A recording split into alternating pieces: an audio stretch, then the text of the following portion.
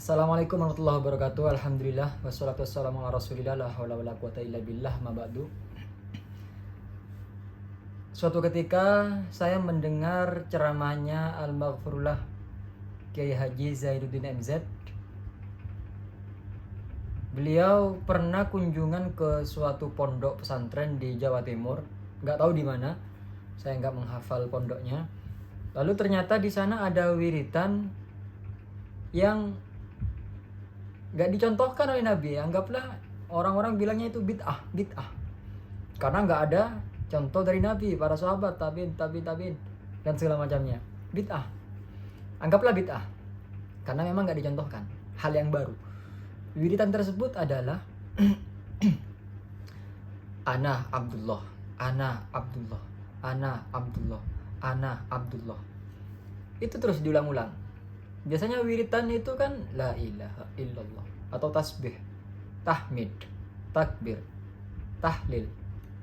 Tapi itu enggak, Ana Abdullah, Ana Abdullah. Kata Bahyai Zainuddin MZ, unik ini. Wiritan ini unik sebab Ana Abdullah diulang-ulang itu suatu bentuk pengokohan diri bahwa dirinya ini adalah hamba yang punya pencipta, yang punya majikan. Artinya dengan pikiran seperti ini, dia selalu menyadari dirinya ini nggak bisa berguna, nggak bisa ngapa-ngapain kecuali kekuasaan Allah, kekuatan Allah. Nah, saya juga punya amalan ini, punya pikiran atau wiritan yang bid'ah juga.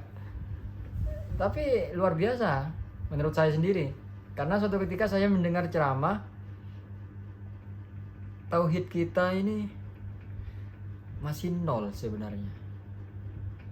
Memang kita bersyahadat, bersaksi tiada Tuhan selain Allah, Tuhan hanya satu, Allah. Itu tauhid kita. Namun kita hanya tauhid dari zat, dari ketuhanan yang lain. Kita meyakini tidak ada Tuhan selain Allah. Cuman di sekedar itu saja tauhid kita. Nyatanya seperti ini loh. Kenapa sih setiap kita kehilangan itu kita sedih? Kenapa setiap kita kehilangan kita selalu merasa marah, kepikiran, sedih? Kenapa kira-kira? Tapi kalau orang lain yang kehilangan, kita nggak sedih. Karena kita merasa memiliki. Ini saya punya HP, ternyata HP ini hilang, saya sedih luar biasa. HP teman saya hilang, saya nggak sedih, karena saya merasa memiliki HP ini. Kalau sudah merasa memiliki, kalau hilang sakit luar biasa. Lah, ketika suatu benda diakui oleh dua orang kepemilikan, pasti akan berantem dua orang itu. HP ini diakui oleh saya, ini punya saya. Teman saya juga mengakui, itu punya saya. Saya dan teman saya ini pasti berantem karena sama-sama mengakui kepemilikan HP ini. Lah nyatanya semua yang ada di sekitar kita ini, di samping kita ini, itu titipan dari Allah. Allah yang punya. Sepakat ya? Semua yang ada di sekitar kita ini milik Allah. Lalu kita ngaku-ngaku kepemilikan. Sehingga ada dua ini yang mengaku kepemilikan. Apa jadinya? Kita berantem sama Allah. Karena berantem ya wes, nggak disukai. Namanya berantem nggak disukai kan. Nah ini loh. Tauhid kita hanya semacam tidak menuhankan selainnya. Satu-satunya hanya Allah. Tauhidnya sekedar itu saja. Namun soal kepemilikan, kita mengabaikan kepemilikan Allah.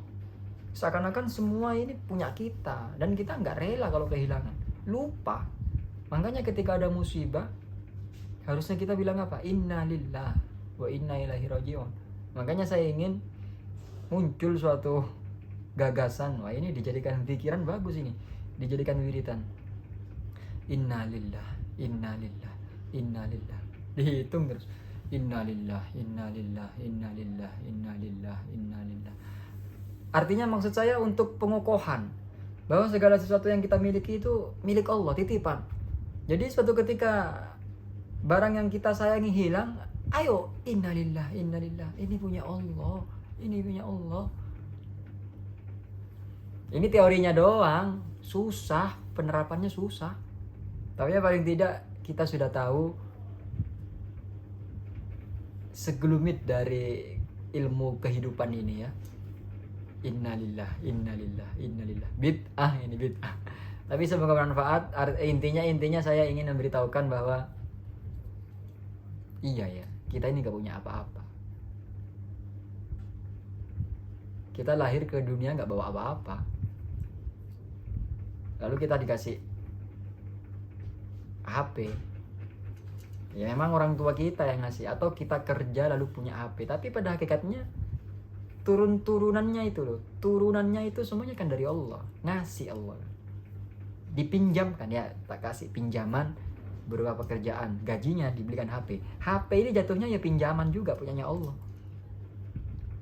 Diambil sama Allah, namanya nitip, dipinjam. Mat, nih tak kasih pinjam HP.